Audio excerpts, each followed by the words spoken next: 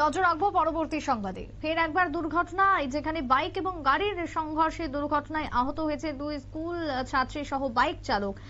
জানা যায় সোনামুড়া থানাধীন দুর্লভ নারায়ণ এলাকার, যেখানে বাইক আরোহী জাহির মিয়া, দুর্লভ নারায়ণ দ্বাদশ শ্রেণী বিদ্যালয়ের প্রাথমিক বিভাগের দুই ছাত্রী রেশমি আক্তার, বাবা জাহির মিয়া, রিয়া আক্তার, বাবা হানিফ মিয়া, এই দুই ছাত্রীকে নিয়ে বাইকে করে নিয়ে যাওয়ার সময় দুর্লভ নারায়ণ বাজার পেরিয়ে সামান্য একটু দূরে অপর দিক থেকে একটি ডিআই গাড়ি বাইকটিকে সজোরে ধাক্কা মারে। ঘটনাস্থলে থাকা দুই ছাত্রী গুরুতরভাবে আহত হয়, তার সাথে বাইক আরোহীও ছিটকে পড়েন।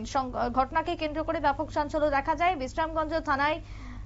বিশ্রামগঞ্জে যাওয়ার পথে ঘটনাটি দেখা যায়, দুর্ঘটনাটি ঘটে।